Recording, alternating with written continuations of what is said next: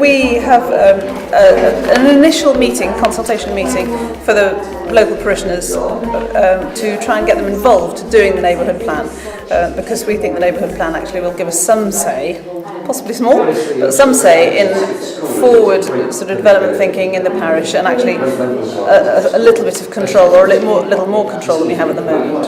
Certainly more than we actually got at the moment. We've divided the community up into 15 regions, and each of those regions requires 3 surveys to be done on it. So what we're asking people to do is to come in, take one of the surveys, take it away and do it, and then hand that survey into the village shop. Hi, I'm Marilyn Cox. I work with GRCC, that's Gloucestershire Rural Community Council.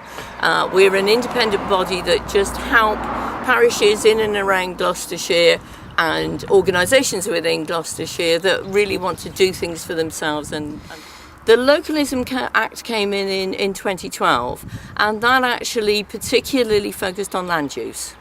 And that was where people started asking more questions and becoming, frankly, a lot more interested in the planning system, which is great. There's a system going on at the moment with the district council where they're bringing together their local plan policies and looking at the whole local plan. But the policies are actually out for consultation at the moment, so don't forget to look at your district council website and have your say about that. Thanks for that plug.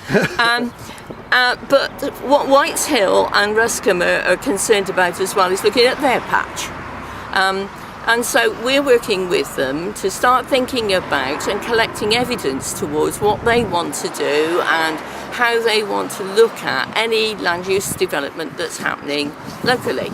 Yes. The neighbourhood development plan is much more towards looking at what sort of development and where you might think it would like to go, or possibly an area that you would say, well, that's really valued for this purpose and we want to conserve it. So it's a little bit more of the what, where, but the design statement is assuming that if any development went ahead, how it might look and fit and manage that change.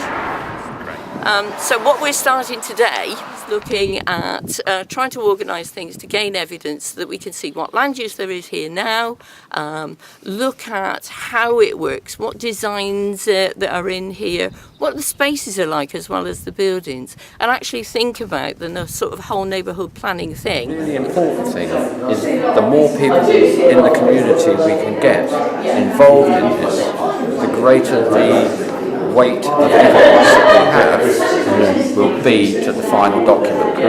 There are a number of different surveys. Believe me, there are more than we've got here at the moment, but you need to think what's important. And really what you're trying to find out at the moment is using a sort of systematic survey to actually assess what you've got now, what it is, what it looks like, and what matters to people. If you sort of walk this way. I will walk this way. I'm following you around. Look at this. There we go. We take the land character assessment. Great. Basically, each of the surveys actually has an instruction sheet that says what you have to do. Yeah. And then it's very, very simple. They're mainly ring an individual area, make notes, and it just takes you through. As you walk around the area that's involved, you actually decide whether there's shrubs, trees, where the shape of the land, etc. And it's all down to actually recording how the parish looks, what's its character, what makes it special. And that is the thing that we actually want to retain. And in order to achieve that, you've got to have an evidence base. And to have that evidence base, we need parishioners.